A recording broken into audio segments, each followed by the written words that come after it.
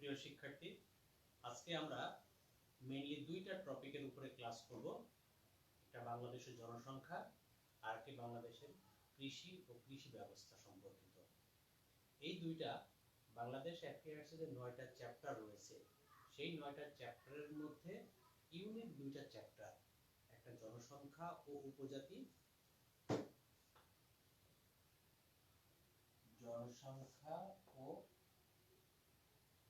উপজাতি এই জায়গা থেকে প্রিলিতে 3 মার্কসের কোশ্চেন থাকে। আর আরেকটা বাংলাদেশের কৃষি ও কৃষিজ সম্পদ, শস্য উৎপাদন ও বহুমুখীকরণ। তো আমি মেইনলি কৃষি হিসাবে এখানে লিখলাম কৃষি, এখান থেকে 3 মার্কস, তার মানে 6 মার্কস।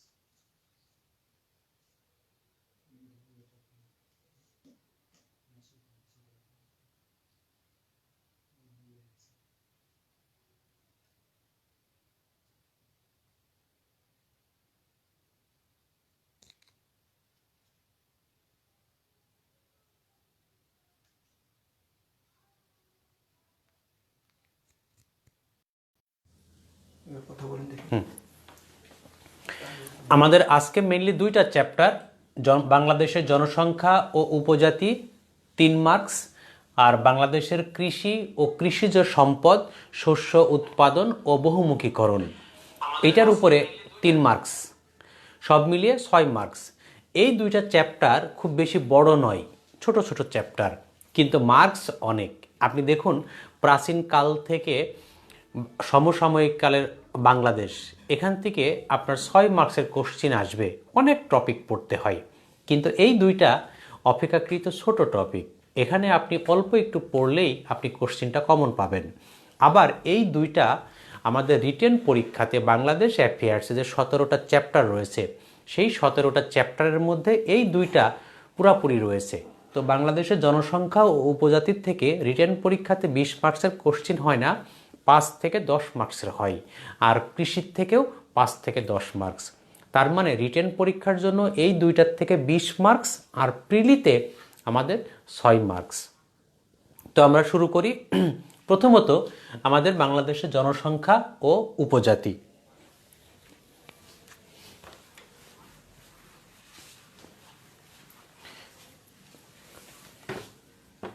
বাংলাদেশের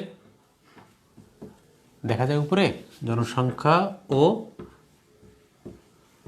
উপজাতি। প্রথমে আসি আমরা ডেমোগ্রাফি, জনসংখ্যা বিষয়ক বিজ্ঞান। ডেমোগ্রাফি জনসংখ্যা বিষয়ক বিজ্ঞান। পৃথিবীতে সর্বপ্রথম 1790 সালে মার্কিন যুক্তরাষ্ট্রে জনসংখ্যা গণনাকে ভিত্তি করে আদমশুমারি অনুষ্ঠিত হয়। তার মানে পৃথিবীতে এর আগে এলোমেলোভাবে অনেক কিছুই করা হতো, কিন্তু সর্বপ্রথম প্রাতিষ্ঠানিক ভারতবর্ষে সর্বপ্রথম আদমশুমারি হয়েছে 1872 সালে লর্ড মেয়োর সময়ে। লর্ড মেয়ো যখন এখানকার ভাইসরয় ছিলেন, ওই সময়ে এই ভারতবর্ষে আদমশুমারি। তো এইটা নিয়ে অনেক বিতর্ক রয়েছে, কোনো কোনো বইয়ে লেখা রয়েছে 1861 সালে লর্ড ক্যানিংয়ের সময়ে, কোনো বইয়ে লেখা আছে 1882 সালে লর্ড রিপনের সময়ে, কিন্তু প্রকৃতপক্ষে অ্যান্সারটা হবে 1872 সালে। লর্ড ক্যানিংয়ের সময়ে যে আদমশুমারিটা হয়, সেটা প্রকৃতপক্ষে নয়। কেমন? যে একটা এলাকায় কিছু লোক গণনা করা হয়েছে, হয়তোবা 1 বর্গ কিলোমিটারে 200 লোক বসবাস করে। তখন তারা দেখলো যে এই জেলার আয়তন কত, 200 বর্গ কিলোমিটার, তো ওইটাকে 200 দিয়ে গুণ করে যাওয়া হবে, সেই হিসাবে তারা লোক সংখ্যাটা বের করছে। তো ওইটাকে প্রকৃত আদমশুমারি বলা যায় না, ওইটাকে লোক গণনা বলা যায়। আর লর্ড মেয়র সময়ে মূলত প্রথম আদমশুমারিটা হয়েছিল। আর লর্ড রিপনের সময়ে সেটাতে আধুনিক মানের বেশ উন্নত আদমশুমারি হয়েছে। ধরুন যে আমাদের 2011 সালে সর্বশেষ আদমশুমারি হয়েছে, তো ওই আদমশুমারি আর এই বছরে 2021 সালে আর একটা আদমশুমারি হবে। এই আদমশুমারির মধ্যে কিন্তু অনেক ভিন্নতা থাকবে, যত দিন যাবে তত বেশি আধুনিক হবে। কিন্তু শুরুটা 1872 সালে। আমাদের বাংলাদেশে স্বাধীনতার পর থেকে এ পর্যন্ত মোট 5টি আদমশুমারি অনুষ্ঠিত হয়েছে। এই বছরে 6ষ্ঠ আদমশুমারি হওয়ার কথা। তো এই 5টা আদমশুমারি আমাদের বিসিএসে দেখা যায় যে প্রিভিয়াস যে আদমশুমারিগুলি হয়ে গেছে সেটার উপরে ভিত্তি করে কোশ্চিন এসে থাকে। সেটা প্রথমটা হতে পারে এবং লাস্টেরটা হতে পারে, মাঝখানেরটা এতটা গুরুত্বপূর্ণ নয়। এ পর্যন্ত বাংলাদেশে 5টি আদমশুমারি হয়েছে। এই 5টি আদমশুমারির মধ্যে প্রথম 1974 সালে। 1974 সালে প্রথম যেটা হয়েছে তার লোকসংখ্যা 7,63,00,000। দ্বিতীয় 1981, এখানে 8,99,00,000। তৃতীয় 1991, 11,14,00,000। চতুর্থ 2001, এখানে ছিল 13,05,00,000। সর্বশেষ পঞ্চম 2011, 14,97,00,000। এই যে 5টা আদমশুমারি, এর মধ্যে আমাদের প্রথমটা এবং পঞ্চম এই দুইটা পরীক্ষাতে আসার মতো। যে প্রথম আদমশুমারিতে বাংলাদেশে মোট জনসংখ্যা কত ছিল? 7,63,00,000। এইটা আপনি মুখস্থ রাখবেন। আর 2011 সালে সর্বশেষ যে আদমশুমারিটা হয়ে গেছে সেখানে আমাদের লোকসংখ্যা 14,97,00,000। প্রতি বছরে অর্থনৈতিক সমীক্ষার মাধ্যমে আমাদের আদমশুমারিগুলি কি জনসংখ্যার একটা ধারণা দেওয়া হয়। এটা অর্থনৈতিক সমীক্ষার মাধ্যমে প্রতি বছরেই। আর 2021 সালে আমাদের নতুন করে আদমশুমারি হবে। যেহেতু এই বছরে আদমশুমারি হওয়ার কথা রয়েছে, তার পরিপ্রেক্ষিতে আদমশুমারির থেকে কোশ্চেন একটা দিতে পারে, যেহেতু এই বছরের আলোচিত একটা বিষয় হচ্ছে আদমশুমারি। আচ্ছা, এখন এই জনসংখ্যা সম্পর্কিত যদি আমি ধরি যে টোটাল বাংলাদেশের যে জনসংখ্যাটা, সেটা 2020 সালে যে অর্থনৈতিক সমীক্ষাটা প্রকাশ পেয়েছে, 21 সালে তো এখনও প্রকাশ পায়নি, এটা জুনের পরে প্রকাশ পাবে। তো আপনারা যারা 41তম দিবেন তাদের তো মার্চ মাসে পরীক্ষা, যার পরিপ্রেক্ষিতে আপনাদেরকে 2020 সালের অর্থনৈতিক সমীক্ষাটা ভালো মতো পড়তে হবে। অর্থনৈতিক সমীক্ষার থেকে আপনারা প্রতি বছরেই 3 থেকে 4টা করে কোশ্চিন কমন পেয়ে থাকেন। প্রতি বছরেই বিসিএসে অর্থনৈতিক সমীক্ষার থেকে কোশ্চিন থাকবেই। তো আপনাদের যে কারেন্ট অ্যাফেয়ার্সে এই অর্থনৈতিক সমীক্ষা উপরে ভিত্তি করে আমাদের কোশ্চিনগুলি এসে থাকে। তো অর্থনৈতিক সমীক্ষাতে জনসংখ্যা সম্পর্কিত যে রিপোর্টগুলি রয়েছে সেটা আমরা একটু লিখে নিই। অর্থনৈতিক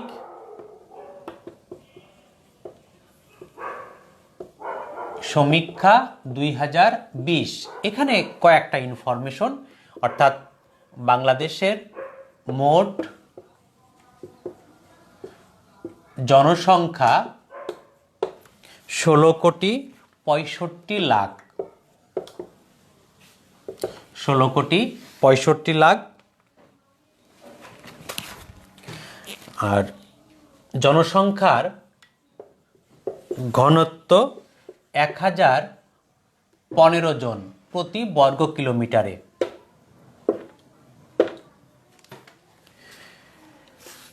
বৃদ্ধির হার 1.37%। আমাদের 2011 সালে যে পঞ্চম আদমশুমারিটা হয়েছিল সেখানেও জনসংখ্যা বৃদ্ধির হারটা ছিল 1.37, বর্তমানেও 1.37।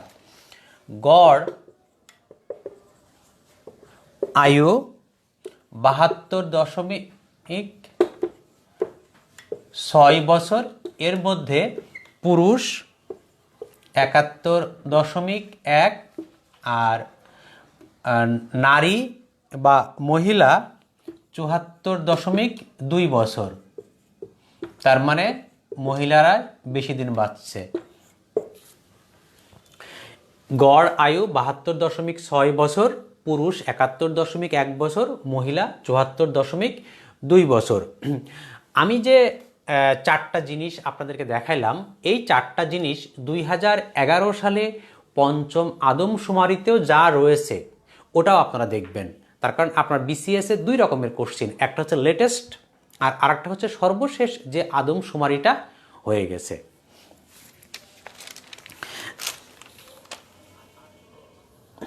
অটো ফোকাস ঠিক হয়েছে। এখন আসি আমরা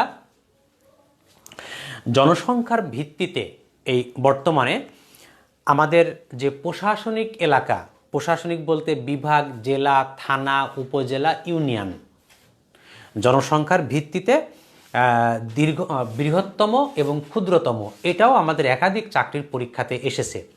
তো এখন এটাকে আমরা একটু ছক আকারে লেখার চেষ্টা করি যে জনসংখ্যার ভিত্তিতে যে প্রশাসনিক যে সমস্ত এলাকাগুলি রয়েছে, আমরা এটাকে হেডলাইন করতে পারি যে জনসংখ্যায় বাংলাদেশ। প্রথমত প্রশাসনিক এলাকা, ক্ষুদ্রতম, বৃহত্তম। এটা কিন্তু আয়তনে নয়, এটা জনসংখ্যার ক্ষেত্রে। প্রশাসনিক এলাকা বলতে প্রথমত বিভাগ, তার মানে জনসংখ্যায় বাংলাদেশের ক্ষুদ্রতম বিভাগ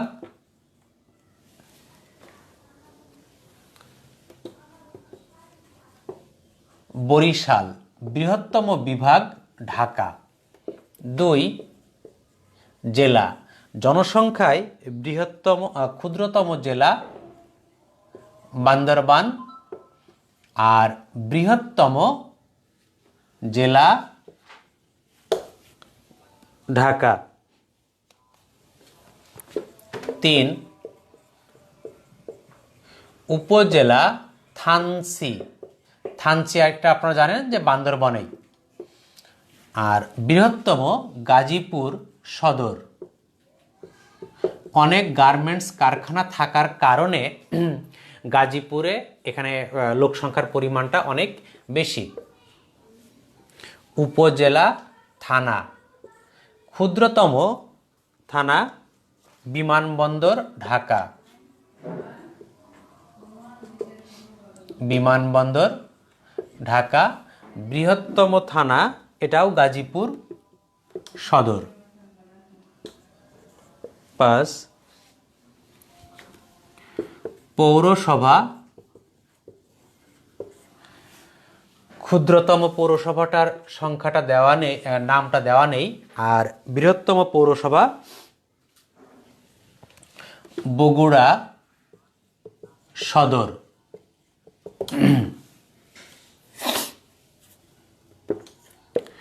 ইউনিয়ন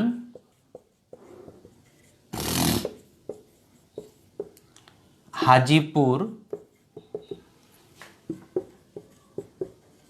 দৌলত খান ভোলা। মানে ভোলা জেলার দৌলত খান উপজেলার হাজিপুর ইউনিয়ন জনসংখ্যায় বাংলাদেশের ক্ষুদ্রতম। আর বৃহত্তম ধামসেনা, সাভার, ঢাকা। এই 6 রকমের ক্রাইটেরিয়া আমাদের এখানে রয়েছে। তো এর মধ্যে আমাদের জনসংখ্যায় সবচাইতে বেশি বৃদ্ধি পাচ্ছে, জনসংখ্যা বৃদ্ধির যে হার সেটা সিলেটে। আর সবচাইতে জনসংখ্যা বৃদ্ধির হার সবচাইতে কম বিভাগ হিসাবে বরিশাল।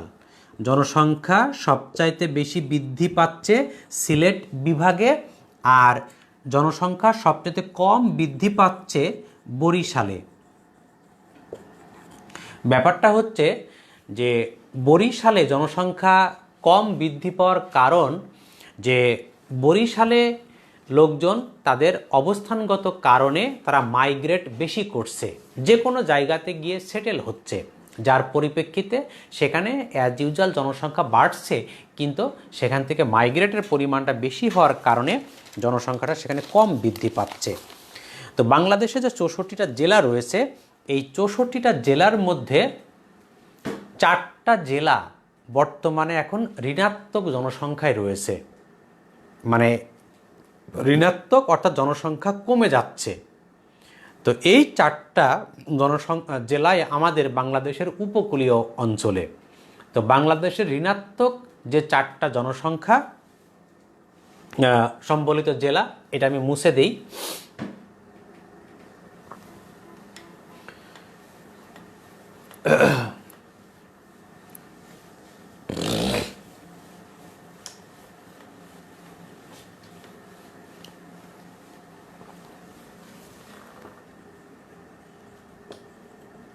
ঋণাত্মক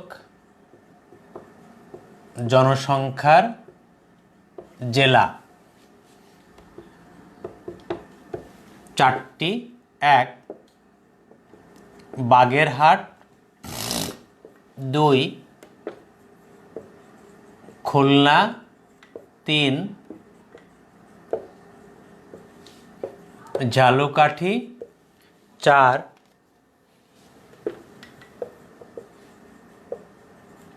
বরিশাল। সবচাইতে কম জনসংখ্যা বৃদ্ধি পাচ্ছে বাগেরহাটে। এখানে আপনি কোশ্চেনটা খেয়াল করুন যে বিভাগ হিসাবে সবচাইতে কম জনসংখ্যা বৃদ্ধির বিভাগ বরিশাল, কিন্তু সবচাইতে কম জনসংখ্যা বৃদ্ধির হার জেলা হিসাবে বাগেরহাট। বাগেরহাট কিন্তু বরিশাল বিভাগের মধ্যে নয়, এটা খুলনা বিভাগের মধ্যে রয়েছে। তো আমাদের এখানে যে 4টা জেলা রয়েছে ঋণাত্মক জনসংখ্যা, তার মধ্যে এই 2টা খুলনা বিভাগে আর এই 2টা বরিশাল বিভাগে রয়েছে। দেখুন যে এই 4টা জেলায় কিন্তু উপকূলীয় অঞ্চলে নোনা পানি, এখানে আবাদি জমির পরিমাণ খুবই কম, লোকজনের এরা মেন্টালিটি যে আমরা যে কোনো জায়গাতে গিয়ে সেটেল হতে পারবো। আপনি ঢাকা শহরে গিয়ে দেখুন যে এই 4টা জেলার প্রচুর লোক সংখ্যা রয়েছে। তার মানে এই জেলাতে যে পরিমাণ লোক প্রতি বছরে জন্ম নিচ্ছে, তার চাইতে বেশি পরিমাণ লোক মাইগ্রেট করছে বা মারা যাচ্ছে। এই জন্যই মূলত এগুলা ঋণাত্মক জনসংখ্যার জেলা হচ্ছে।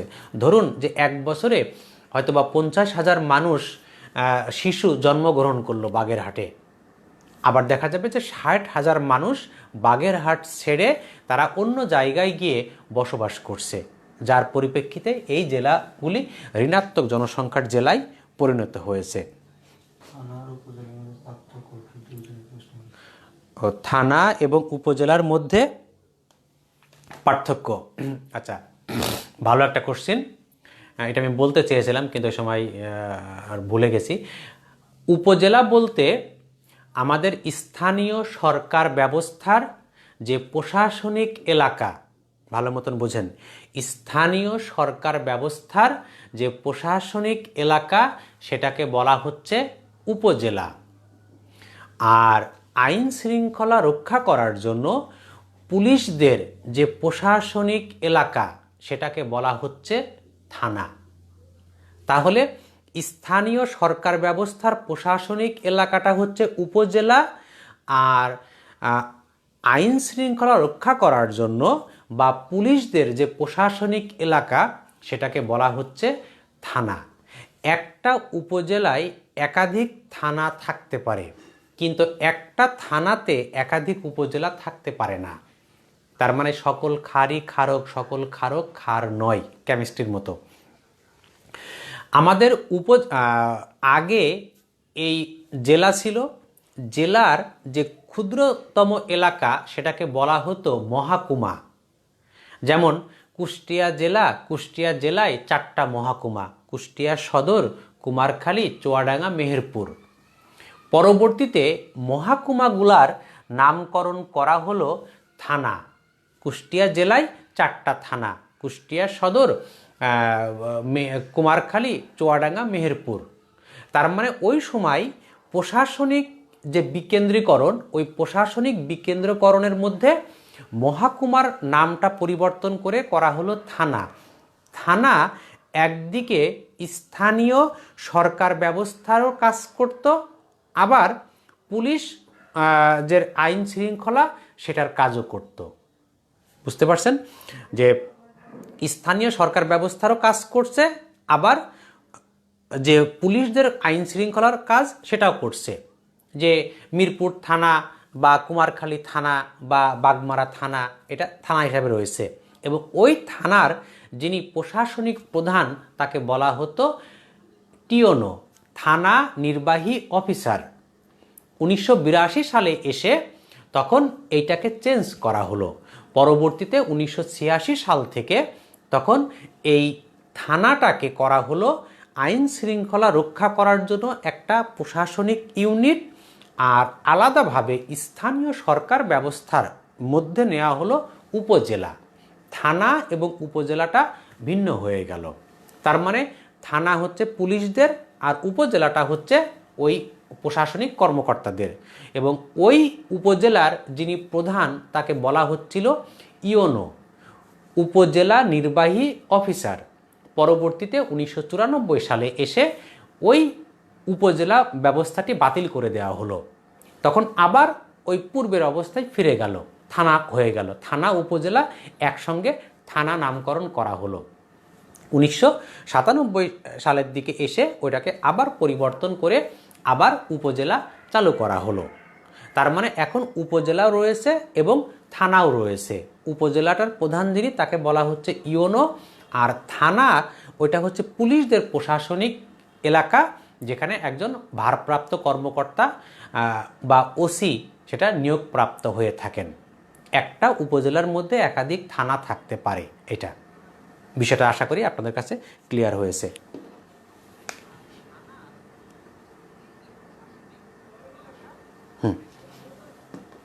আচ্ছা, আমাদের জনসংখ্যার মধ্যে আরও দুইটা গুরুত্বপূর্ণ জিনিস, একটা হচ্ছে উপজাতি এবং এর সঙ্গে আদিবাসী। আদিবাসী এবং উপজাতি এটা নিয়ে একটা ডিবেট চলছে যে আমরা যে ক্ষুদ্র নৃগোষ্ঠী রয়েছে এই ক্ষুদ্র নৃগোষ্ঠীকে আমরা আদিবাসী বলবো নাকি আমরা উপজাতি বলবো। তো এখন আদিবাসী এবং উপজাতি এদের সংজ্ঞাটা যদি আমরা একটু রিসাইট করি তাহলে বিষয়টা আরও ক্লিয়ার হবে। যে প্রথমত আদিবাসী আর আরেকটা হচ্ছে উপজাতি। সাধারণত কোনো একটি নির্দিষ্ট এলাকায় অনুপ্রবেশকারী বা দখলদার জনগোষ্ঠীর আগমনের পূর্বেই যারা বসবাস করত, যাদের নিজস্ব সংস্কৃতি রয়েছে কিন্তু নিজস্ব রাষ্ট্র গঠন করতে পারেনি, এইরূপ জনগোষ্ঠীকে আদিবাসী বলে। আমি আবার বলছি, নির্দিষ্ট কোনো এলাকায় সাধারণত অনুপ্রবেশকারী বা দখলদার জনগোষ্ঠীর আগমনের পূর্বেই যারা বসবাস করত, যাদের নিজস্ব সংস্কৃতি রয়েছে বা কৃষ্টি কালচার রয়েছে কিন্তু নিজস্ব কোনো রাষ্ট্র গঠন করতে পারেনি, ওই সকল জনগোষ্ঠীকে বলা হয় আদিবাসী। তার মানে দখলদার জনগোষ্ঠীর আগমনের পূর্বেই যারা বসবাস করত, অন্য জায়গার থেকে জনগোষ্ঠী আসার আগ দিয়ে তারা সেখানে আগের থেকেই বসবাস করছে, সেটা হচ্ছে আদিবাসী। আর উপজাতিটা কি? সাধারণত নির্দিষ্ট কোনো এলাকায় অনুপ্রবেশকারী বা দখলদার জনগোষ্ঠী হিসাবে এসে বসবাস শুরু করে এবং তাদের নিজস্ব কৃষ্টি কালচার বা সংস্কৃতি রয়েছে কিন্তু কোনো রাষ্ট্র গঠন করতে পারেনি, এইরূপ জনগোষ্ঠীকে উপজাতি বা ক্ষুদ্র নৃগোষ্ঠী বলা হচ্ছে। এখানে খেয়াল করেন যে দখলদার জনগোষ্ঠী বা অনুপ্রবেশকারী হিসেবে একটা জায়গায় এসে বসবাস করছে। তার মানে আমি যদি এই দুইটা স্থান ধরি, এই স্থানে আগের থেকে কিছু লোকজন বসবাস করছে, পরবর্তীতে কিছু লোক এখানে এসে আবার বসবাস শুরু করলো। তো আগের থেকে ডট এরা বসবাস করছে, আর পরবর্তীতে এক্স এসে সেখানে বসবাস শুরু করলো। তো এই যে ডট, এই ডট হচ্ছে এরা আদিবাসী, যারা আগের থেকেই বসবাস এখানে করছিল, আর এটা হচ্ছে আদিবাসী। আর যারা পরে এসে এই জায়গাতে ধরুন যে আগের থেকেই এখানে এই এক্স এরা বসবাস করছে, পরবর্তীতে এসে এখানে ডট এরা বসবাস শুরু করলো। তো এখানে এই ডট এরা হচ্ছে উপজাতি, মানে যারা পরে এসে বসবাস করছে। যারা আগের থেকেই বসবাস করত এরা হচ্ছে আদিবাসী, আর যারা পরে এসে বসবাস করছে ওরা হচ্ছে উপজাতি। তো এখন আদিবাসী উপজাতি নিয়ে তেমন কোনো বিতর্ক ছিল না। 2011 সালে বাংলাদেশের যে সংবিধান সংশোধন করা হয়, পঞ্চদশ সংবিধান সংশোধনী, সেখানে বলা হলো 23 ক অনুচ্ছেদ একটা সংযোজন করা হলো সংবিধানে 2011 সালের পঞ্চদশ সংবিধান সংশোধনী। সেখানে বলা হলো যে বাংলাদেশে নিজস্ব কৃষ্টি কালচার নিয়ে বসবাসকারী জনগোষ্ঠীকে উপজাতি বা ক্ষুদ্র নৃগোষ্ঠী হিসাবে অভিহিত করা হবে। তার মানে আমাদের এখানে বসবাসকারী এইরূপ জনগোষ্ঠীকে বলা হচ্ছে উপজাতি বা ক্ষুদ্র নৃগোষ্ঠী, নট আদিবাসী। তখন ওরা ক্ষেপে উঠল, ওরা বলল যে আমরা তো উপজাতি নই, আমরা হচ্ছে আদিবাসী, আমরা আগের থেকেই বসবাস করছি, আর সরকার বলছে যে না, তোমরা পরে এসে এখানে বসবাস করেছো। এখন এইটা নিয়েই মূলত ডিবেটটা চলছে। ওরা দাবি করছে 23-এর কটা বাদ দিতে হবে, আর সরকার সেটাকে দিয়ে রাখছে এখন। তো এই আদিবাসী এবং উপজাতি যেহেতু সংবিধানে উপজাতি বা ক্ষুদ্র নৃগোষ্ঠী হিসাবে ট্রিট করা হয়েছে, যার পরিপ্রেক্ষিতে আমরা এটাকে উপজাতি বা ক্ষুদ্র নৃগোষ্ঠী হিসাবেই এটাকে রাখবো। এখন অনেকের আবার কোশ্চেন করে যে স্যার, ওদেরকে আদিবাসী মেনে নিলে প্রবলেমটা কোন জায়গাতে? প্রবলেমটা হচ্ছে যে ওরা তখন বলবে যে যেহেতু আমরা এই ভূখণ্ডে আগের থেকেই বসবাস করছি, আমাদের নিজস্ব কৃষ্টি কালচার বা সংস্কৃতি রয়েছে, সুতরাং আমরা এখানকার কি চাই? একটা রাষ্ট্র চাই। এটা যদি তারা বলে বসে, সুতরাং এই জাতীয় কোনো স্কোপ তাদেরকে দেওয়া হবে না বা সেটা পেতে পারে না, যার পরিপ্রেক্ষিতে সরকার এখানে এটাকে উপজাতি, যে তারা পরবর্তীতে এরা হচ্ছে মঙ্গোলীয় বা মঙ্গোলয়েড জাতিগোষ্ঠী বা ভোটচিনীয় জাতিগোষ্ঠীর অন্তর্গত। এরা বাইরের থেকে মাইগ্রেট করে এসে এই চট্টগ্রাম, পার্বত্য চট্টগ্রাম অঞ্চলগুলিতে বেশিরভাগ ক্ষেত্রে এরা এখানে বসবাস করছে। তো এখন এই উপজাতি বা ক্ষুদ্র নৃগোষ্ঠীর সংখ্যা সর্বশেষ যেটি 50টি, আগে ছিল 48টি, এখন বর্তমানে হচ্ছে এই উপজাতি বা ক্ষুদ্র নৃগোষ্ঠীর যে কমিউনিটি রয়েছে সেটা হচ্ছে 50টি। কিন্তু আদিবাসী ফোরাম যারা রয়েছে, এই আদিবাসী ফোরামের হিসাব মতে সেটা 45টি। আর আরেকটা তথ্য পাওয়া যায়, এদের ভাষা 32টি। এদের সংখ্যাটা 50টি হলেও তার মধ্যে ভাষা হচ্ছে 32টি রয়েছে। এখন এই টোটাল উপজাতি বা ক্ষুদ্র নৃগোষ্ঠীর সংখ্যা 15,86,000। 15,86,000 টোটাল উপজাতি জনগোষ্ঠী রয়েছে। এর মধ্যে সবচেয়ে বেশি রয়েছে চাকমা, 2,53,000। আর দ্বিতীয় রয়েছে সাঁওতাল, যেটা প্রাইমারির পরীক্ষাতে এসেছিল, বিসিএস পরীক্ষাতে এসেছিল, যে বাংলাদেশের দ্বিতীয় বৃহত্তম জনগোষ্ঠী কোনটি, সেটা হচ্ছে সাঁওতাল। আর সবচেয়ে বেশি প্রথম হচ্ছে চাকমা। তো বাংলাদেশে প্রায় 21টি জেলায় এই উপজাতি জনগোষ্ঠীর বসবাস রয়েছে। তো এদের মধ্যে শীর্ষ 5টি জেলায় আমাদের এই উপজাতি জনগোষ্ঠীর বেশি রয়েছে। আপনারা কি বলতে পারেন যে বাংলাদেশের কোন জেলাতে সবচাইতে বেশি পরিমাণ উপজাতি জনগোষ্ঠী বসবাস করে? আপনারা লিখে জানান তো যদি কারো জানা থাকে, যে বাংলাদেশের কোন জেলায় সবচেয়ে বেশি উপজাতি জনগোষ্ঠী বসবাস করে। সবচেয়ে বেশি জনগোষ্ঠী বসবাস করে এরকম শীর্ষ 5টি জেলা রয়েছে। এই 5টি জেলার নামই মূলত আমাদের চাকরির পরীক্ষাতে আসে। আমি একটা বাদ দিয়ে বাকিগুলি লিখি, আপনারা অ্যান্সার লেখেন।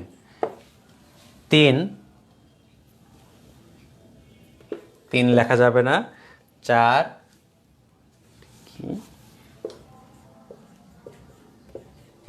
নওগাঁ, 5 দিনাজপুর। সানজিদা ইসলাম চট্টগ্রাম হয় নাই। হ্যাঁ, থ্যাংক ইউ।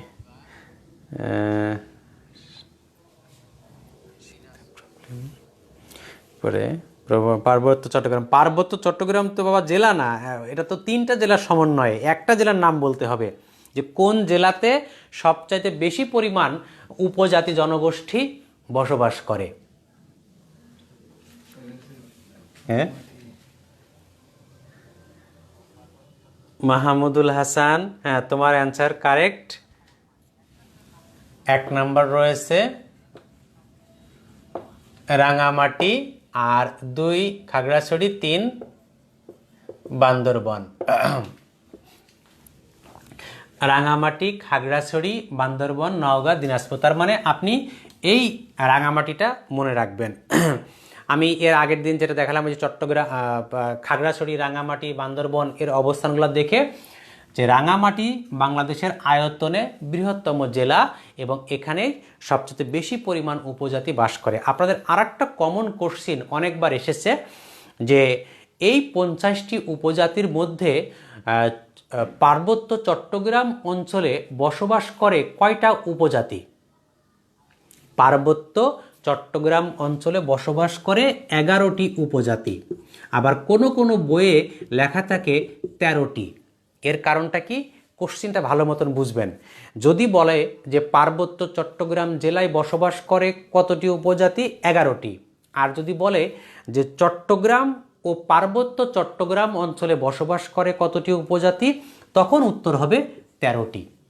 তার মানে চট্টগ্রাম ও পার্বত্য চট্টগ্রাম। পার্বত্য চট্টগ্রাম বলতে কি? রাঙামাটি, বান্দরবন, খাগড়াছড়ি, ওই 3টা জেলা, আর চট্টগ্রাম 4টা জেলাতে 13টি, আর শুধুমাত্র 3টা জেলাতে রাঙামাটি, খাগড়াছড়ি, বান্দরবন, ওখানে হচ্ছে 11টি। তো এই উপজাতিগুলির মধ্যে তাদের সম্পর্কিত আরও অনেকগুলি কোশ্চিন, যে তাদের যে উৎসব রয়েছে, উৎসবের উপরে ভিত্তি করে বেশ কয়েকবার পরীক্ষাতে কোশ্চিন আসছে। এগুলো খুব অ্যাজ ইউজাল, আপনারা যে কোনো বই থেকে আপনারা পাবেন, যে মারমাদের কি বা চাকমাদের কি, সাঁওতালদের কি, এটা অ্যাজ ইউজালভাবে আপনারা দেখবেন। তো এই উপজাতি পড়ার ক্ষেত্রে আপনাদের 9-10-এর যে সামাজিক বিজ্ঞান বই রয়েছে, এই সামাজিক বিজ্ঞান বইটা আপনারা দেখবেন, ওখান থেকে উপজাতি এবং জনসংখ্যা সম্পর্কিত যে চ্যাপ্টারটা রয়েছে, অথবা ইন্টারমিডিয়েটের যে সমাজবিজ্ঞান বই রয়েছে, সমাজবিজ্ঞান বইয়েও এই জনসংখ্যা সম্পর্কিত এবং উপজাতি সম্পর্কিত কিছু অংশ রয়েছে, সেটাও আপনারা দেখতে পারেন। যেমন 9-10-এর সামাজিক বিজ্ঞান বইয়ের থেকেই মূলত এই উপজাতি সম্পর্কিত কোশ্চিনগুলি আপনারা পাবেন।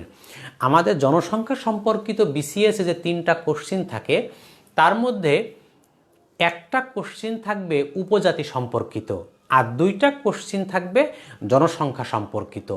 ওই 2টার মধ্যে একটা থাকবে ইনফরমেটিক্স, মানে তথ্যভিত্তিক, আর একটা কোশ্চিন থাকবে অ্যাজ ইউজাল। আশা করি আপনাদের কাছে ক্লিয়ার হয়েছে। মানে জনসংখ্যার থেকে যে 3টা কোশ্চিন, একটা উপজাতি সম্পর্কিত, আর আরেকটা কোশ্চিন ইনফরমেটিক্স মানে জনসংখ্যার তথ্যভিত্তিক, আর আরেকটা হচ্ছে অ্যাজ ইউজাল জনসংখ্যা সম্পর্কিত। সুতরাং এই চ্যাপ্টারটি খুবই ছোট, কিন্তু এই ছোট বলে আপনি ইগনোর করবেন না। আপনি আগে চেষ্টা করবেন যে আমি এই 3 মার্কস এখানে আগে নিশ্চিত করি, তারপরে আমি অন্য জায়গাতে যাই। আপনি এটাকে বেস করে আর যেখানে যা পড়া দরকার আপনি সেটাকে পড়ে নেবেন। উপজাতি সম্পর্কিত যে তাদের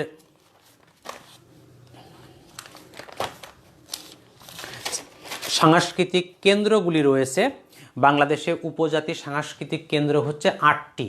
এই 8টি সাংস্কৃতিক কেন্দ্র সম্পর্কেও আমাদের অনেকবার পরীক্ষাতে কোশ্চেন আসছে, আপনারা এই সাংস্কৃতিক কেন্দ্রগুলি দেখবেন।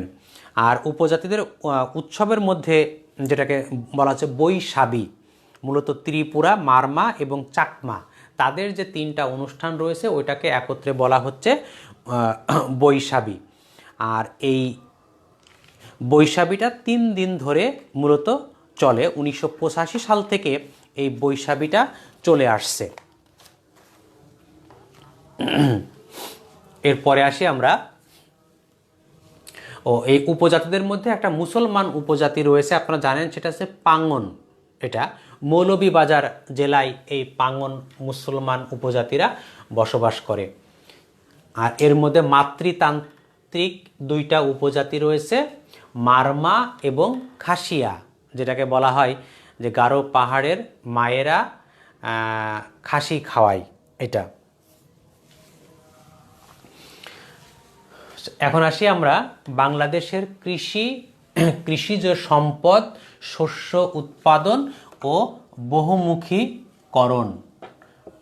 বাংলাদেশের কৃষি, এখান থেকেও আমাদের 3 মার্কসের কোশ্চিন এসে থাকে প্রতি বছরেই। এই কৃষিটা আপনার ব্যাংকের পরীক্ষাতেও আসে। জনসংখ্যা আপনার ব্যাংকের পরীক্ষাতে ওটা নাও আসতে পারে, কিন্তু কৃষি, বিসিএস এবং ব্যাংক আপনি 2 জায়গাতেই কোশ্চিনটা পাবেন।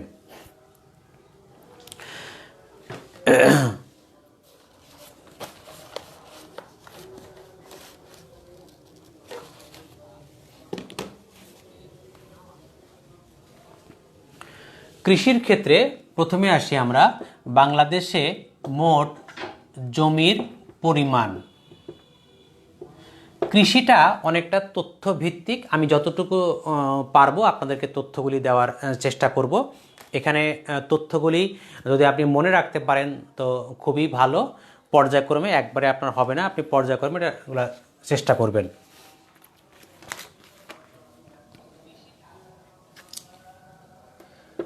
তিন 3,66,57,000 একর বাংলাদেশে মোট জমির পরিমাণ। এই জমির মধ্যে কৃষি জমি এবং অকৃষি জমি 2টা ক্রাইটেরিয়া রয়েছে।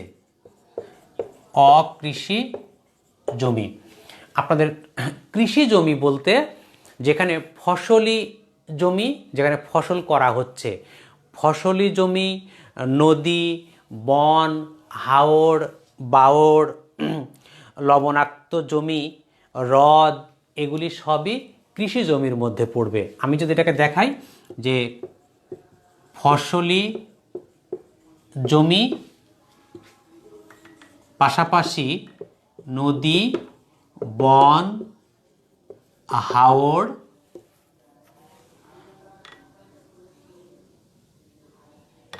লবণাক্ততা জমি, এর মধ্যে মেইনলি আমি বোঝাতে চেয়েছি যে ফসলি জমি বলতেই আমরা ধরে নিই যে কৃষি জমি, যেখানে কৃষি কাজ করা হচ্ছে, কিন্তু তা নয়। এখানে নদী, বন, হাওড়, বাওড় বা লবণাক্ত এগুলা সবই মূলত এই কৃষি জমির মধ্যে পড়বে। আর অকৃষি জমি বলতে কোনটাকে বোঝাচ্ছে? যেখানে গ্রামীণ আবাসন বা নগরায়ন, এগুলা হচ্ছে অকৃষি জমির মধ্যে।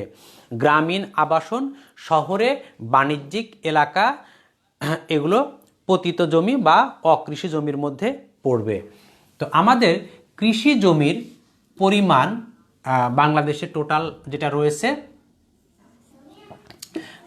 83.53%। এটা একেবারে মুখস্থ রাখবেন। আর অকৃষি জমির পরিমাণ 16.47%।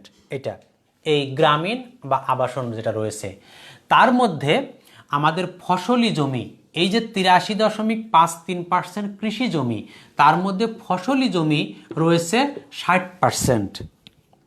এটা 60.04%।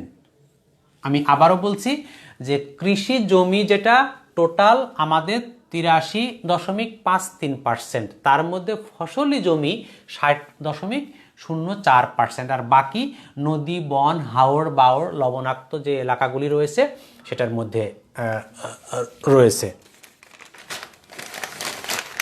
আমাদের মাথাপিছু জমির পরিমাণ 0.15 একর এটা। আর কৃষি শুমারি এ পর্যন্ত বাংলাদেশে 5 বার কৃষি শুমারি হয়েছে। কৃষি শুমারি 1987, 1986, 1997, 2008, 2019 এই 5 বার কৃষি শুমারি হয়েছে। যদিও 1960 সালে পাকিস্তান আমলে একটা কৃষি শুমারি হয়েছিল, কিন্তু ওইটা স্বাধীন বাংলাদেশে নয়। স্বাধীন বাংলাদেশে এ পর্যন্ত 5 বার এই কৃষি শুমারি অনুষ্ঠিত হয়েছে, সর্বশেষ 2019 সালে। এখন এই ফসল উৎপাদনের জন্য বাংলাদেশের ঋতুকে, আমাদের যেহেতু কৃষি প্রধান বাংলাদেশ, এই ফসল উৎপাদনের জন্য বাংলাদেশের ঋতুকে 2টি ভাগে ভাগ করা যায়।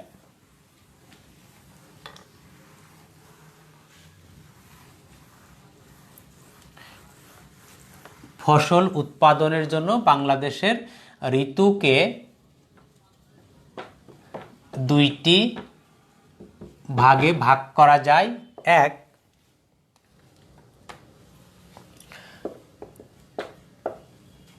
রবি ঋতু।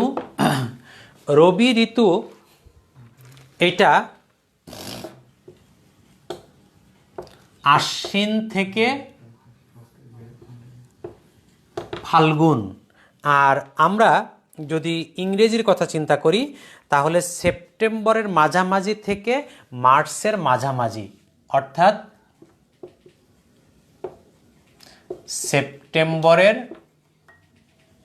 মাঝামাঝি থেকে মার্চের মাঝামাঝি। তার কারণ বাংলা এবং ইংরেজি এটাতে অর্ধেক হয়, যখন ইংরেজি মাসের অর্ধেক হয় তখন বাংলা মাসটা শুরু হয়। এটা আপনি নর্মাল একটা হিসাব। তো এই মাসগুলি আপনাদের কাছে অনর্থক মনে হতে পারে, তা কিন্তু নয়। এটার থেকেও আপনারা পরীক্ষাতে অবশ্যই একটা কোশ্চেন পেতে পারেন। মানে আমরা ইংরেজির সঙ্গে এতটা অভ্যস্ত হয়ে গেছি যে বাংলা মাসটা আমাদের মাথায় কাজ করে না, কিন্তু বিসিএসে এই সহজ জিনিসগুলি মূলত দিয়ে থাকে। তো রবি ঋতুর সময়কালটা আশ্বিন থেকে ফাল্গুন, যেটা সেপ্টেম্বরের মাঝামাঝি থেকে মার্চের মাঝামাঝি পর্যন্ত।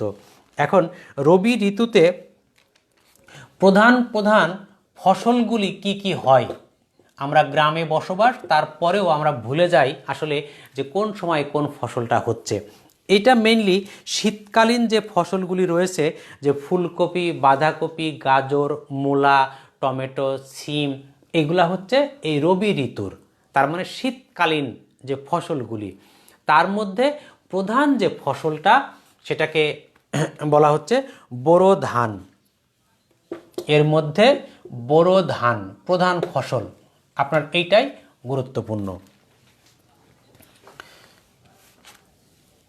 2, খরিফ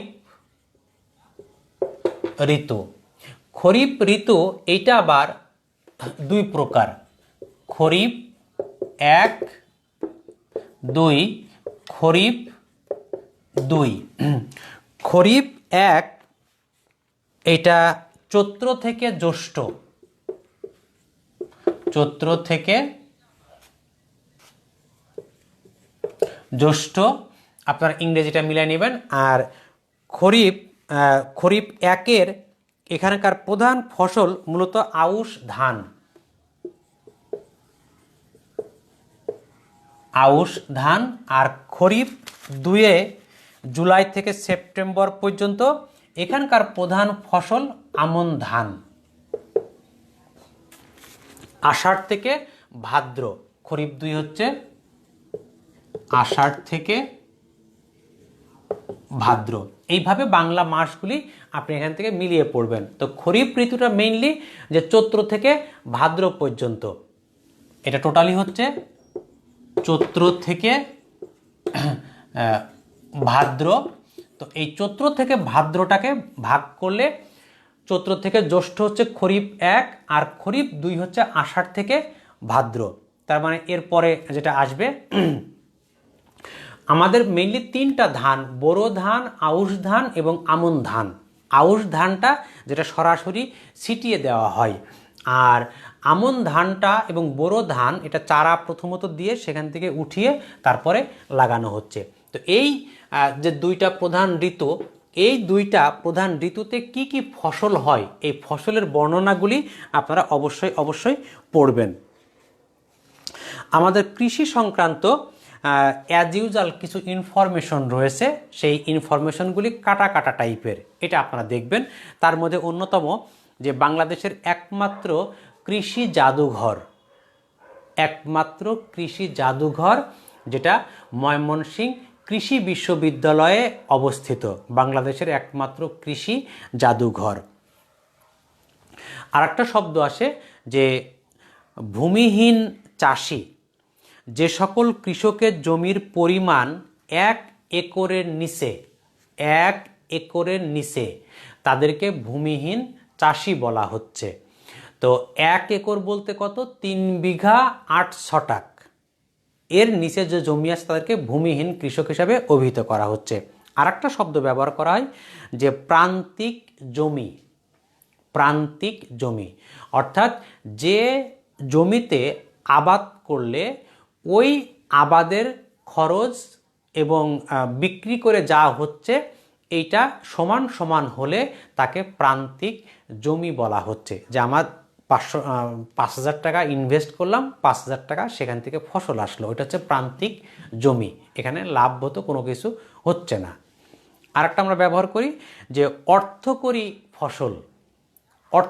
ফসল বলতে যে ফসলটা বিক্রি করে সরাসরি অর্থ পাওয়া যায় সেটাকে অর্থকরী ফসল। যেমন পাট তো মানুষ খাচ্ছে না, পাট সরাসরি বিক্রি করছে, তুলা এটা হচ্ছে সরাসরি বিক্রি করছে, এগুলা হচ্ছে অর্থকরী ফসল মধ্যে পড়ছে।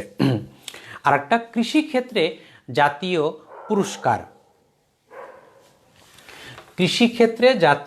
পুরস্কার বঙ্গবন্ধুর সময়ে সর্বপ্রথম এই কৃষিক্ষেত্রে জাতীয় পুরস্কার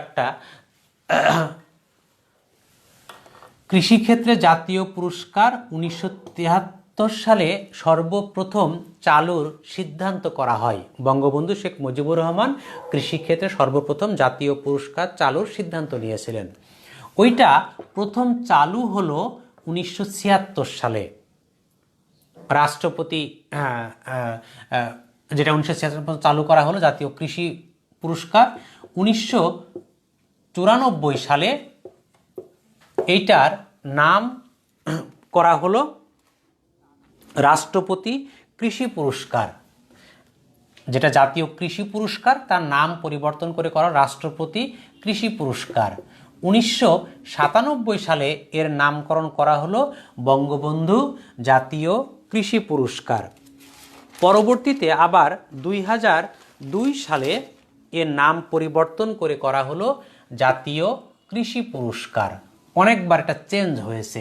তো এই কৃষি ক্ষেত্রে যে জাতীয় পুরস্কারটা দেওয়া হয় এইটা আপনারা একটু আপ টু ডেট দেখবেন। যে প্রথম সিদ্ধান্ত 73 সালে, 76 সালে প্রথম চালু হলো, 94 সালে করা হলো রাষ্ট্রপতি কৃষি পুরস্কার, 97 সালে করা হলো বঙ্গবন্ধু কৃষি পুরস্কার, আর 2002 সালে করা হলো আবার জাতীয় কৃষি পুরস্কার।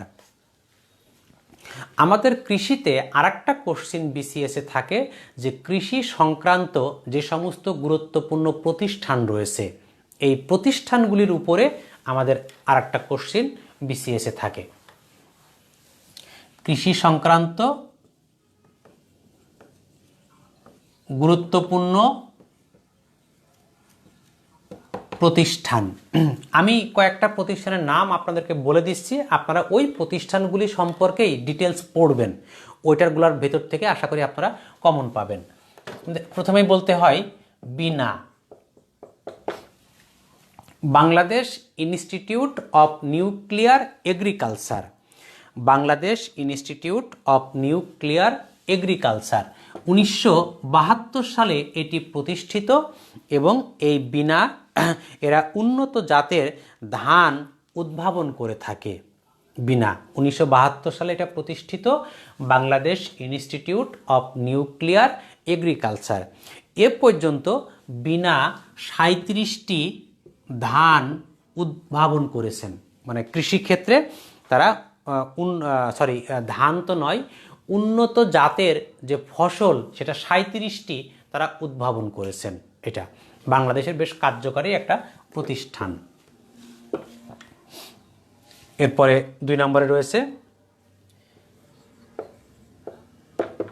BRRI, Bangladesh Rice Research Institute 1970, গাজীপুরের জয়দেবপুরে এটা অবস্থিত। বাংলাদেশ রাইস রিসার্চ ইনস্টিটিউট বারি।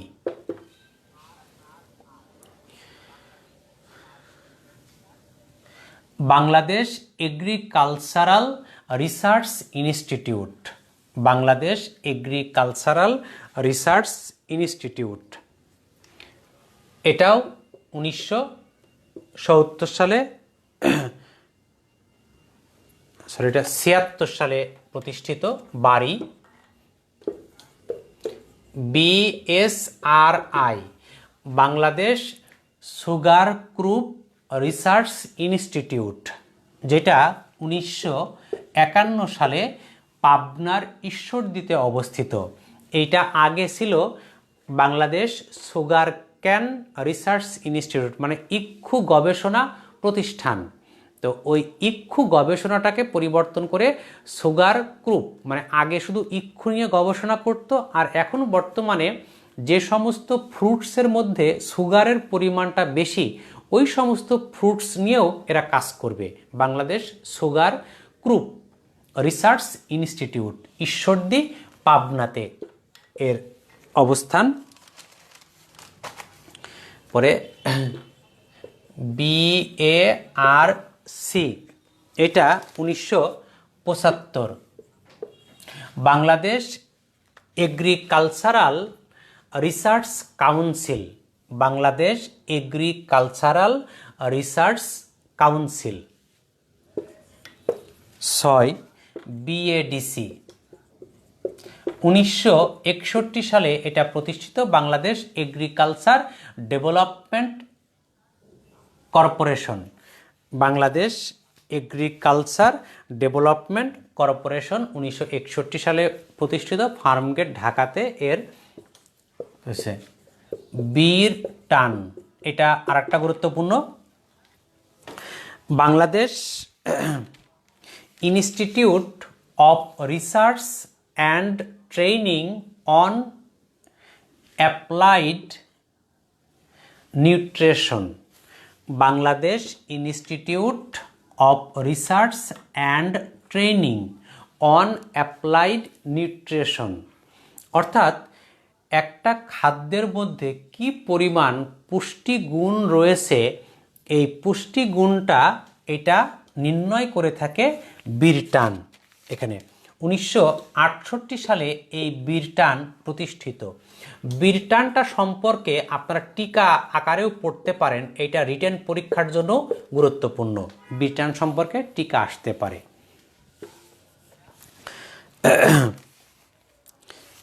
এটা BMDA, Barind multipurpose development authority, Barind multipurpose development authority 1992 সালে এটি প্রতিষ্ঠিত, অর্থাৎ বরেন্দ্র বহুমুখী উন্নয়ন কর্তৃপক্ষ, অর্থাৎ রাজশাহী অঞ্চলে যে বরেন্দ্র অঞ্চল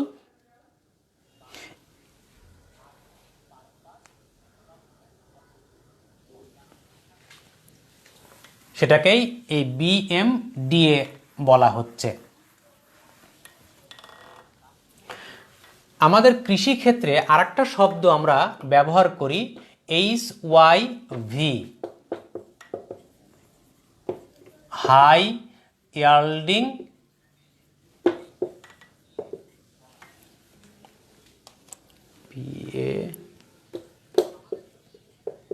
ভ্যারাইটি, হাই ইয়াল্ডিং ভ্যারাইটি, অর্থাৎ উচ্চ ফলনশীল যে প্রজাতি, এই উচ্চ ফলনশীল প্রজাতি এটাই হচ্ছে হাই ইয়াল্ডিং ভ্যারাইটি। HYV আগে যেটা দেখালাম বিরটান, এই বিরটান এরা যে পুষ্টি গুণটা নির্ণয় করে থাকে সেই ক্ষেত্রেও কিন্তু এদের কাজটা এই HYVর কাজও তারা কিছু করে থাকে। আমাদের আরেকটা কোশ্চেন থাকে যে কৃষি বিষয়ক গবেষণা প্রতিষ্ঠান, কৃষি বিষয়ক গবেষণা প্রতিষ্ঠান অর্থাৎ ধান নিয়ে গবেষণা প্রতিষ্ঠান বাংলাদেশের কোথায়, পাট নিয়ে, এইরকম গুরুত্বপূর্ণ 10-12টা কৃষি পণ্যের গবেষণা প্রতিষ্ঠানটা কৃষি বিষয়ক গবেষণা প্রতিষ্ঠান, আর একদিকে থাকবে কৃষি পণ্য, অর্থাৎ কৃষি পণ্য আর ওই কৃষি বিষয়ক গবেষণা প্রতিষ্ঠানটা কোথায়। তো আমি যদি 1 নম্বরেই বলি ধানের গবেষণা প্রতিষ্ঠান জয়দেবপুর, গাজীপুর। এইভাবে উল্লেখযোগ্য কয়েকটা প্রতিষ্ঠান রয়েছে। আমি শুধু পণ্যগুলির নাম বলি, যে আম কথা বললে তো একবারেই, চাপাই 3, গম, নসিপুর,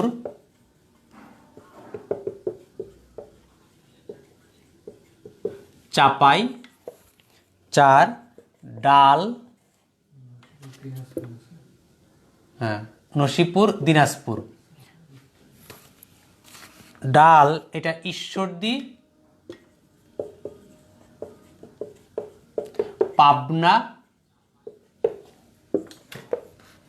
মশলা বগুড়া। এখানে দেখেন চা বোর্ড, বাংলাদেশ চা বোর্ড, এটা চট্টগ্রাম। কিন্তু যদি চা গবেষণা ইনস্টিটিউটের কথা বলি তাহলে সেই ক্ষেত্রে শ্রীমঙ্গল, এইটা কিন্তু মৌলভীবাজার, আমাদের মধ্যে এটা কাজ করে না। আবার চা বিষয়ক যে জাদুঘর সেটাও শ্রীমঙ্গল, মৌলভীবাজার। চা বোর্ড একটা আর চা গবেষণা প্রতিষ্ঠান একটা। রেশম বোর্ড এটা তো বাড়ির কাছে, রাজশাহী। 9, ফল গবেষণা, এটাও রাজশাহী। লিচু গবেষণা প্রতিষ্ঠান কে বলতে পারেন? লিচু গবেষণা, এটা ফার্ম গেট।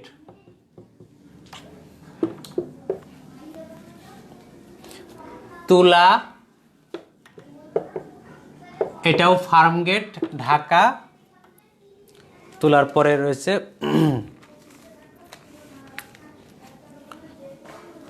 পাট, এটা আসার মতো, শেরে বাংলানগর, ঢাকা। শেরে বাংলানগর, ঢাকা। মাটি গবেষণা বা মৃত্তিকা গবেষণা প্রতিষ্ঠান, ফার্মগেট, ঢাকা। এই 13টি কৃষি পণ্য আমাদের কাছে বেশি গুরুত্বপূর্ণ। বন গবেষণা, এটা চট্টগ্রাম। আপনারা এই 14টা বিষয় সম্পর্কে দেখবেন, আশা করি এর ভেতর থেকেই আপনারা কমন পাবেন। আরেকটা কমন কোশ্চেন থাকে যে কৃষি যে পণ্য, এই কৃষি পণ্য উৎপাদনে বাংলাদেশের শীর্ষ জেলা, আবার ওই জেলা বা বাংলাদেশ পৃথিবীতে কততম, এরকম একটা কমন কোশ্চেন আপনারা বিভিন্ন চাকরির পরীক্ষাতে পেয়ে থাকেন যে কৃষি পণ্য উৎপাদনে বাংলাদেশের শীর্ষ জেলা এবং বাংলাদেশ পৃথিবীতে ওই পণ্য উৎপাদনে কততম। তো এখন আমরা হেডলাইন করি, এটা আমি মুছে দিই। আপনাদের বিষয়টা খুব সহজ, কিন্তু পরীক্ষার হলে সহজ হবে না, এগুলা সব তালগোল পাকিয়ে যাবে, একটা জেলার সঙ্গে আর একটা জেলা মিশে যাবে। এর হেডলাইনটা হবে যে কৃষি পণ্য উৎপাদনে শীর্ষ জেলা ও বাংলাদেশের অবস্থান।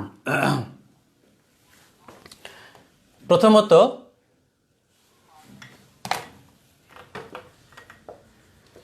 পণ্য, জেলা আর বিশ্বে বাংলাদেশের অবস্থান, তিনটা জিনিস আমরা এটাকে ইন্ডিকেট করব। প্রথমত রয়েছে পাট উৎপাদনে শীর্ষ জেলা ফরিদপুর, বেশ কয়েক বছর যাবত এটা ধরে রেখেছে। বিশ্বে এর অবস্থান দ্বিতীয়। এটা কিন্তু প্রতিনিয়ত চেঞ্জেবল। আমি যে তথ্যটা দিচ্ছি এটা 2020 সালের ডিসেম্বর, 21 সালের শেষের দিকে বা জুনের দিকে গিয়ে আবার চেঞ্জ হয়ে যাবে। তো 2020 সালের ডিসেম্বর পর্যন্ত যে তথ্যটা রয়েছে সেটাই মূলত আপগ্রেডটা আমি আপনাদেরকে দিচ্ছি। আপনাদের কাছে পুরাতন বই রয়েছে, তার সঙ্গে তো নাও মিলতে পারে। 2, কাঁঠাল, এটা নরসিংদী। এইটা আগে ছিল ময়মনসিংহ। যাদের কাছে পুরাতন বই আছে দেখবেন ময়মনসিংহ, কিন্তু নতুন 21 সালের যে বইটা সেখানে আছে নরসিংদী। এটা পৃথিবীতে এরা কাঁঠাল উৎপাদনে দ্বিতীয়। 3, ধান, এটা ময়মনসিংহ, পৃথিবীতে এটা তৃতীয়। আগে ছিল চতুর্থ, কিন্তু এই বছরে এটা তৃতীয়। মাছ, ময়মনসিংহ, এটা পঞ্চম, এটা আগেও পঞ্চম ছিল। আলু, বগুড়া। আলু উৎপাদনের শীর্ষ জেলা ছিল মুন্সিগঞ্জ। অধিকাংশ এটা ভুল করবে, যার পরিপ্রেক্ষিতে এটা আসার মতো। বগুড়া, এটা পৃথিবীতে সপ্তম। 6, আম, এটা আগে ছিল দিনাজপুর, এখন হয়েছে রাজশাহী। বিশ্বে এটা অষ্টম, আগে ছিল সপ্তম, এখন অষ্টম। পেয়ারা, এটা পিরোজপুর, আগে ছিল চট্টগ্রাম, এখন পিরোজপুর, বিশ্বে অষ্টম। চা, এটা বরাবরই মৌলভীবাজার এবং বিশ্বে 12তম। তামাক, কুষ্টিয়া, নাম শুনলে মনে হবে রংপুর, কিন্তু এটা শীর্ষ জেলা কুষ্টিয়া, বিশ্বে 11তম। আগে ছিল 12তম, এখন 11তম। তামাকের পরে সয়াবিন, লক্ষ্মীপুর শীর্ষ জেলা এবং বিশ্বে এর অবস্থান 11তম। আগে ছিল 20তম, এখন হচ্ছে 11তম। ভুট্টা, এটা দিনাজপুর, আগে ছিল ঠাকুরগাঁও, এখন এই বছরে দিনাজপুর বিশ্বে 26তম। এটা হয়তো তমটা আসবে না, কিন্তু শীর্ষ জেলা আসবে। নিচে কি দেখা যায়? ভুট্টা। গম আরেকটা গুরুত্বপূর্ণ, এটা ঠাকুরগাঁও, আগে ছিল নাটোর, এখন 2-3 বছর আগে ছিল নাটোর, এখন হচ্ছে ঠাকুরগাঁও, এটা বিশ্বে 31তম। সর্বশেষ হচ্ছে তুলা, এটা ঝিনাইদহ, আগে যশোর ছিল এবং বিশ্বে এটা 35তম। আগে ছিল 34তম, এখন 35তম। আপনারা এই তথ্যগুলি এটা দেখবেন। আমি আগেই বলেছি যে এটা চেঞ্জেবল, কিন্তু 2020 সালের যেটা কৃষি বর্ষ সেই অনুসারে এই র্যাঙ্কিংটা এসেছে। তো আপনারা মোটামুটি এই 13টা কৃষি পণ্যের অবস্থান জানলেই আপনারা অ্যান্সার করতে পারবেন। কত বললো?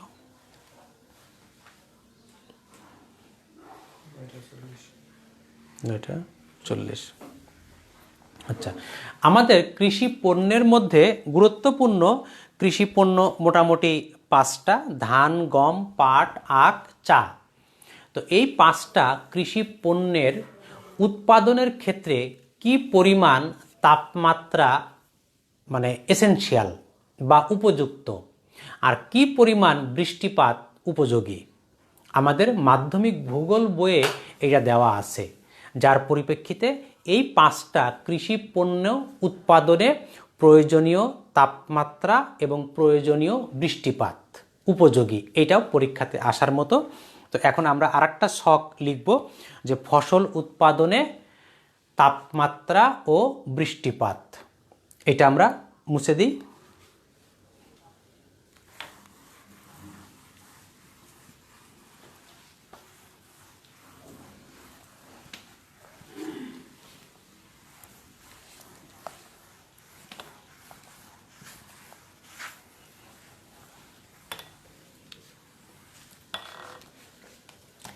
কৃষি পণ্য উৎপাদনে পণ্য তাপমাত্রা এবং বৃষ্টিপাত। প্রথমতই ধান উৎপাদনের জন্য আমাদের তাপমাত্রা দরকার হয় 16 থেকে 30 ডিগ্রি সেলসিয়াস এভারেজ, আর বৃষ্টিপাত 100 থেকে 200 সেন্টিমিটার। গড় 100 থেকে 200 সেন্টিমিটার বৃষ্টিপাত হলে ধানের জন্য উপযুক্ত। গম 16 থেকে 22 ডিগ্রি সেলসিয়াস, আর বৃষ্টি দরকার হবে 50 থেকে 75 সেমি। গমের জন্য বৃষ্টিপাতের পরিমাণটা কম। 3, পাট 20 থেকে 35 ডিগ্রি সেলসিয়াস, আর বৃষ্টি 150 থেকে 250 সেন্টিমিটার। আখ 19 থেকে 30 ডিগ্রি সেলসিয়াস, আর বৃষ্টি 150 সেন্টিমিটার। চা 16 থেকে 17 ডিগ্রি সেলসিয়াস, আর বৃষ্টিপাত 250 সেন্টিমিটার। দেখেন, এই 5টা কৃষি পণ্যের মধ্যে সবচাইতে কম বৃষ্টিপাত গম, যেটা শীতকালীন ফসল, 50 থেকে 75 সেন্টিমিটার। সুতরাং এইটা আসতে পারে। আবার সবচাইতে কম তাপমাত্রা প্রয়োজন হচ্ছে এই গমের ক্ষেত্রে। ধানের ক্ষেত্রেও রয়েছে, কিন্তু সেটা সর্বোচ্চ 30 পর্যন্ত, কিন্তু গমের ক্ষেত্রে 16 থেকে 22। তার মানে এখানে বৃষ্টিও কম লাগবে, আবার তাপমাত্রাটাও কম প্রয়োজন হবে এখানে।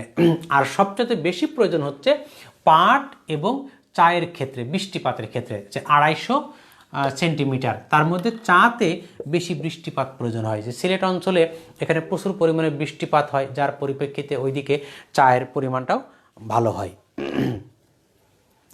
আমাদের যে কৃষি পণ্য রয়েছে, আমাদের অনেকগুলো কাজই, যে যেমন ইউনেস্কো রয়েছে, তারা হেরিটেজ হিসাবে কাজ করে থাকে। যেমন বঙ্গবন্ধু 7ই মার্চের ভাষণ ওয়ার্ল্ড হেরিটেজে তারা সেটাকে ইনক্লুড করেছে। গুরুত্বপূর্ণ কোনো কাজ থাকলে গিনিস রেকর্ডে সেটাকে অন্তর্ভুক্ত করা হয়।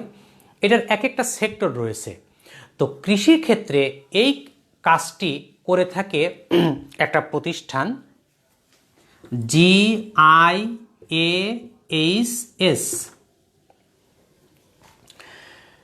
GIAHS এইটা পৃথিবীতে যে কৃষি পণ্য রয়েছে ওই কৃষি পণ্যটাকে বিশ্বের ঐতিহ্য হিসাবে সংরক্ষণ করার জন্য GIAHS কাজ করে থাকে। এটা 2002 সাল থেকে জাতিসংঘের যে ফুড এগ্রিকালচার অর্গানাইজেশন, এই ফুড এগ্রিকালচার অর্গানাইজেশনের একটা সহযোগী সংস্থা হিসাবে GIAHS কাজ করে থাকে। Globally important agriculture heritage system, globally important agriculture heritage system, তার মানে কৃষি ক্ষেত্রে গুরুত্বপূর্ণ যে পদ্ধতি, সেই পদ্ধতিটাকে ঐতিহ্য হিসাবে সংরক্ষণ করছে 2002 সাল থেকে।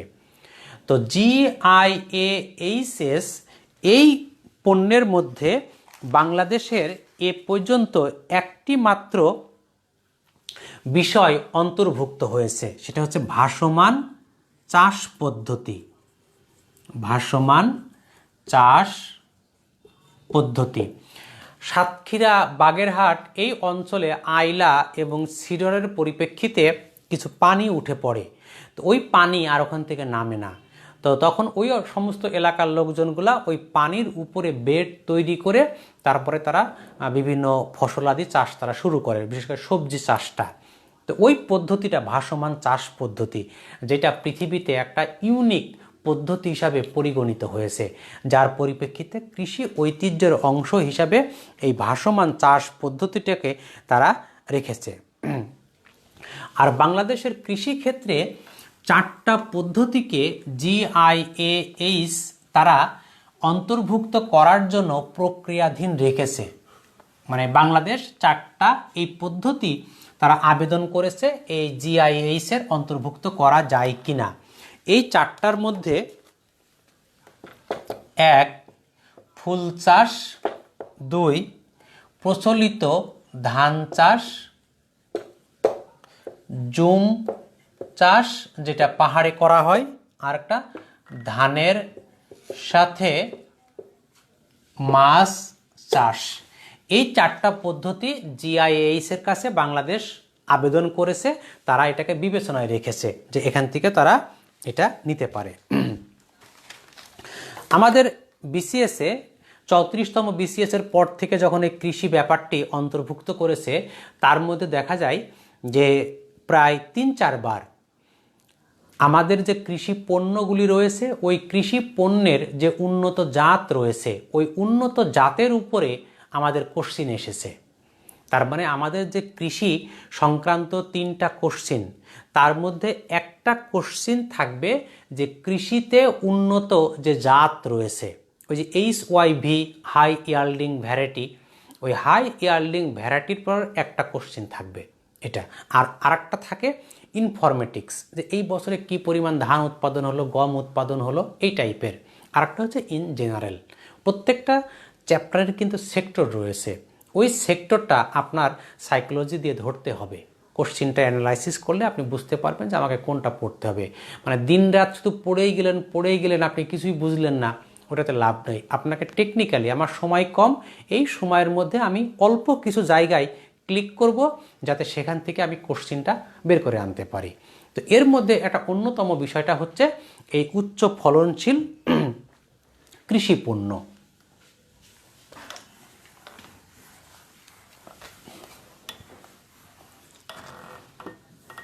বাংলাদেশের উচ্চ ফলনশীল কৃষি পণ্য। এই উচ্চ ফলনশীল কৃষি পণ্যের মধ্যে প্রথমেই আমরা বলি ধান সম্পর্কে আমাদের একাধিকবার পরীক্ষাতে কোশ্চিন আসছে। অ্যাজ ইউজুয়ালভাবে ধানের যে উন্নত জাতগুলি রয়েছে, হীরা, ময়না, ইরাটম, চান্দিনাম, এগুলা হচ্ছে অ্যাজ ইউজুয়াল ধানের উন্নত জাত। এটা এর মধ্যে উল্লেখযোগ্য যেটা সাড়া জাগিয়েছে, প্রথমে আমরা বলতি নারিকা এক, এটাও উন্নত প্রজাতির একটা ধান। আফ্রিকা হতে আগত খরা সহিষ্ণু একটি ধান।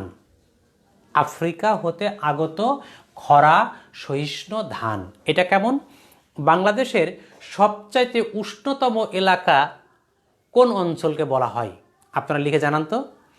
বাংলাদেশের সবচাইতে উষ্ণতম এলাকা, আমি কিন্তু জেলা বা স্থানের কথা বলিনি, সবচাইতে উষ্ণতম এলাকা বা অঞ্চল, এটা কি দক্ষিণাঞ্চল, পূর্বাঞ্চল, পশ্চিমাঞ্চল নাকি দক্ষিণ পশ্চিমাঞ্চল, এই টাইপের এইরকম আপনারা লিখে আমাকে জানান যে বাংলাদেশের সবচেয়ে উষ্ণতম এলাকা কোন অঞ্চল। তো এই উষ্ণতম এলাকার কথা চিন্তা করে আফ্রিকাতে তো প্রচণ্ড পরিমাণে তাপমাত্রা পড়ে, তো ওই তাপ সহিষ্ণু একটা ধান হচ্ছে নারিকা ওয়ান। সুতরাং আফ্রিকা হতে আগত খরা সহিষ্ণু ধান হচ্ছে নারিকা ওয়ান। ব্রি 33, যেটা ব্রি 33 মঙ্গা কবলিত এলাকার জন্য, মঙ্গা কবলিত এলাকার জন্য। এখানে একটু বলতে হয় যে মঙ্গাটা কি, অনেকের কাছে ক্লিয়ার নয়। মঙ্গা শব্দটি বাংলাদেশের উত্তরাঞ্চলের জন্য প্রযোজ্য। রংপুর, কুড়িগ্রাম, ঠাকুরগাঁও এই অঞ্চলেতে এই শব্দটা ব্যবহার করা হতো। কেমন? নর্মালি আমন ধান, যে ধানটা এই যে শীতকালে কাটা হলো, এখন তো আবার বোরো ধান করছে, আমন ধান। আমন ধান এটা আষাঢ় মাসে যখন বৃষ্টি হয় ওই সময় চারা দেয়, পরবর্তীতে শ্রাবণ মাসের দিকে ধানটা রোপণ করা হয়। এবং বাংলাদেশের সবচেয়ে বড় ছিল ওই আমন ধান। এখন যদিও বোরো ধান হয়ে গেছে, তখন কাজ করতো তারা আমন ধান নিয়ে। তো ওই শ্রাবণ মাসে ধানটা রোপণ করার পরে ভাদ্র এবং আশ্বিন মাসে তখন আর কোনো কাজ থাকতো না, অল্প কিছু কাজ তারা করত ভাদ্র মাসের দিকে, কিন্তু আশ্বিন এবং কার্তিক মাসে গিয়ে ওই সময় ধান হতো না বা শ্রমিকদেরও কোনো কাজ নেই। আবার কৃষকের ঘরে যে ধানটা থাকতো তারা সব বেচা বিক্রি করে তার ওই আমন ধানের পেছনে সে ইনভেস্ট করেছে, তার ঘরেও খাবার থাকে না। তখন এই যে একটা অভাব, মানে শ্রমিকের কাজ করার কোনো স্কোপ নেই, আবার যে জমিওয়ালা তারও ঘরে ধান বা কোনো খাবার নেই যে সে অন্য কোনো কাজ করবে। আমাদের বাংলাদেশের সবচাইতে খারাপ সময় হচ্ছে এই আশ্বিন এবং কার্তিক মাস। ওই সময় না হয় কোনো কাজ, না হয় ধান কাটা। তো এই আশ্বিন এবং কার্তিক মাসটা এটা খুব বেশি প্রকট আকার ধারণ করে বাংলাদেশের উত্তরাঞ্চল, রংপুর, কুড়িগ্রাম, ঠাকুরগাঁও এই দিকে। তো ওই দুইটা মাসকে বলা হতো মঙ্গার মাস, মানে অভাবের মাস। মঙ্গা শব্দটি হচ্ছে অভাবের সঙ্গে সম্পর্কিত। নর্মালি একটা ধানের চারা রোপণ মানে বীজ দেওয়ার থেকে শুরু করে ধান কাটা পর্যন্ত নর্মালি 120 থেকে 130 দিন পর্যন্ত সময় লাগে ধানটা কেটে এনে কৃষকের ঘরে আসতে। তো বিজ্ঞানীরা চিন্তা করলো যে এই 120 দিন একটা কৃষককে অপেক্ষা করা খুব কষ্টকর হয়ে যায়। তো আমরা এমন একটা প্রজাতি তৈরি করব যাতে সেই ধানটা 3 মাসের মাথায় অর্থাৎ 80 থেকে 90 দিনের মধ্যে সেই ধানটা কৃষকের ঘরে আসতে পারে। তো এই বিজ্ঞানীরা ব্রি 33 এই ধানটা উদ্বোধন করলো, যেটা 80 থেকে 90 দিনের মধ্যে কৃষকের ঘরে ধানটা চলে আসবে। স্বল্প আয়ুর ধান হচ্ছে এই ব্রি 33। এর উৎপাদনটা একটু কম হয়, মানে পরিমাণটা কম হয়, কিন্তু এটা খুব কার্যকারী, মানে অভাবের সময়ে কাজে লাগে। তো এই জন্য মঙ্গা কবলিত এলাকার জন্য, বিশেষ করে উত্তরাঞ্চলের জন্য প্রযোজ্য হচ্ছে এই ব্রি 33। দেখা যাচ্ছে কেউ 10 বিঘা ধান লাগিয়েছে, হয়তোবা 2 বিঘা BRI-33 লাগিয়েছে, আর বাকি অন্যগুলা অন্য ধান লাগিয়েছে, যেটা উৎপাদনটা বেশি হয়। তার মানে আপাতত অভাবটাকে মেটানোর জন্য এই কাজটা তারা করছে। আমি যে কোশ্চেনটা করেছিলাম যে উত্তর সবচাইতে খরা সহিষ্ণু অঞ্চল, কেউ লিখছে উত্তরাঞ্চল, উত্তর পূর্বাঞ্চল, উত্তর পশ্চিমাঞ্চল। উত্তর পশ্চিমাঞ্চল কে দিয়েছে? নীরব। নীরবের উত্তরটা কারেক্ট হয়েছে। উত্তর পশ্চিমাঞ্চল মানে এই যে চাঁপাইনবাবগঞ্জ, রাজশাহী, এটা নওগাঁ, এটা হচ্ছে পশ্চিমাঞ্চল, আর উপরের দিকে এটা হচ্ছে উত্তরাঞ্চল। সুতরাং উত্তর পূর্ব নয়, উত্তর পূর্বটা হচ্ছে সিলেটকে বোঝাবে। সিলেটের ওইদিকে তো তাপমাত্রা বেশি নয়, তাপমাত্রা বেশি হচ্ছে এদিকে রংপুর, বগুড়া, নওগাঁ, রাজশাহী, চাঁপাইনবাবগঞ্জ। তার মানে উত্তর পশ্চিমাঞ্চল হচ্ছে বাংলাদেশের সবচেয়ে বেশি উষ্ণতম অঞ্চল। আর একটা হচ্ছে বিনা 8, বিনা 9, এটা লবণাক্ত সহিষ্ণুতা ধান। লবণাক্ত বলতে খুলনা, বাগেরহাট, সাতক্ষীরা অঞ্চলে সমুদ্রের পানি চলে আসে, তো ওই লবণাক্ত পানির মধ্যেও যাতে ধানটা হয় সেটা হচ্ছে বিনা 8 এবং বিনা 9। বিরি ধান 44 এবং 33, এটা হচ্ছে জোয়ার ভাটা অঞ্চলের জন্য। জোয়ারে পানি আসছে আবার নেমে যাচ্ছে, জোয়ার ভাটা অঞ্চলের জন্য বিরি ধান 44 এবং 33। তারপরে বিরি ধান 46, খুব কাছাকাছি, বন্যা পরবর্তী ধান। দেখেন গাইবান্ধা, বগুড়া প্রতি বছরই বন্যা হয়, তো বন্যার আষাঢ় শ্রাবণ মাসে ধান লাগালো, বন্যার পানিতে সব নষ্ট হয়ে গেল। আবার দেখা যাচ্ছে যে ওই আশ্বিন বা কার্তিক মাসের দিকে তখন বন্যার পানিটা চলে গেল, তখন ওই আশ্বিন কার্তিক মাসে অল্প সময়ের জন্য ধানটা লাগানো হয়। ওইটা হচ্ছে BRI 46, বন্যা পরবর্তী ধান।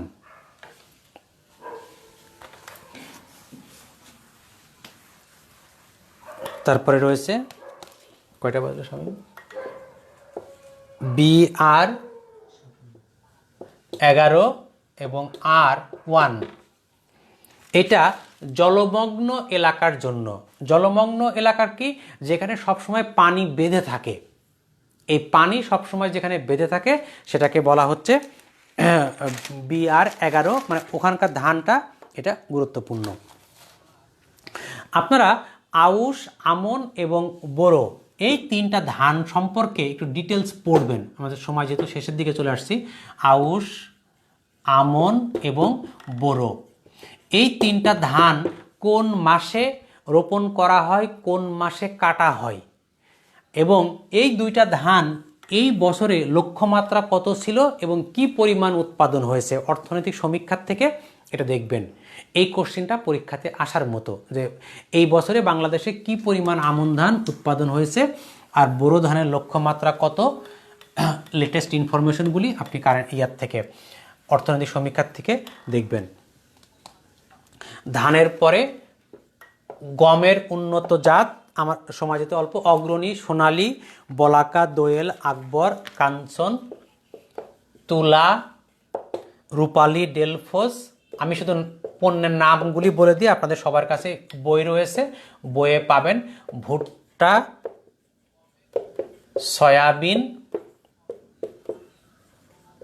বেগুন, গোলমরিচ, জৈন্তা, যেটা আলু, হল্যান্ড, ডায়মন্ড, হলুদ, সুন্দরী, ডিমলা, হলুদের উন্নত জাত, আর একটা হচ্ছে কচু, যেটা লতিরাজ। এই 11টা পণ্যের যে উন্নত জাত রয়েছে, একটা হচ্ছে মরিচ। এই 12টা কৃষি পণ্যের যে উন্নত জাত বা লেটেস্ট কোনো কিছু বের হলে আপনারা এটা দেখবেন। আর একটা কোশ্চেন সর্বশেষ, চা বাগান সম্পর্কিত। চা বাগান নিয়ে আপনাদের একটা বিভ্রান্ত তৈরি হয়। তো চা বাগানের সর্বপ্রথম বাংলাদেশে চালু হয়েছিল 1840 সালে। 1840 সালে, কিন্তু ওইটা বাণিজ্যিক ভিত্তিতে নয়। বাণিজ্যিক ভিত্তিতে প্রথম চা বাগান করা হয় 1847, আবার কোনো কোনো জায়গায় 1854 কথা বলা হয়, যেটা মালনী ছড়াতে।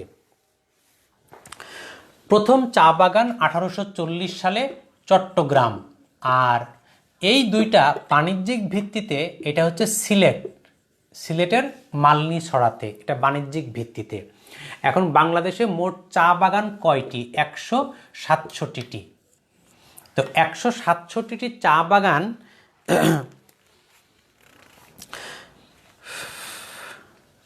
7টি জেলাতে রয়েছে, কিন্তু বাংলাদেশে চা চাষ হয় 11টি জেলাতে। এই যেগুলো শুনবেন: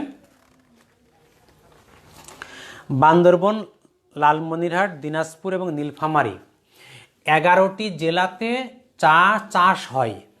কিন্তু বাকি 4টা জেলায়, রাঙামাটি, দিনাজপুর, নীলফামারী, লালমনিরহাট, এই জেলাগুলিতে যে চা বাগান রয়েছে সেটা বাংলাদেশ চা বোর্ড কর্তৃক নিবন্ধিত নয়। বাংলাদেশের 7টি জেলায় 167টি চা বাগান নিবন্ধিত চা বোর্ড কর্তৃক। তো ওটাই হচ্ছে আসল তথ্য। বিভিন্ন বইয়ে এটা ভিন্নতা রয়েছে, কোথাও 66, কোথাও 62, কিন্তু আপনারা মাথায় রাখবেন যে 167টি বর্তমানে চা বাগান, যেটা 7টা জেলায় রয়েছে। তো আমরা আজকে এখানেই শেষ করব। এই জনসংখ্যা এবং কৃষি, এটার উপর থেকে আপনারা এখানে অল্প কিছু পড়তে হবে, কিন্তু আপনারা একেবারে খাঁটি 6টা মার্কস পাবেন, যার পরিপ্রেক্ষিতে এই 2টা চ্যাপ্টারটাকে আপনারা একটু প্রায়োরিটি দিবেন। এবং এই ক্ষেত্রে কারেন্ট অ্যাফেয়ার্সের যে অর্থনৈতিক সমীক্ষা রয়েছে বা অন্য যে কোনো বইয়ের থেকে অর্থনৈতিক সমীক্ষাটা দেখে আপনারা পড়ার চেষ্টা করবেন। তো ঠিক আছে, ভালো থাকেন, আবার দেখা হবে ইনশাল্লাহ আগামীকালকে। কোনো ইনফরমেশন আছে?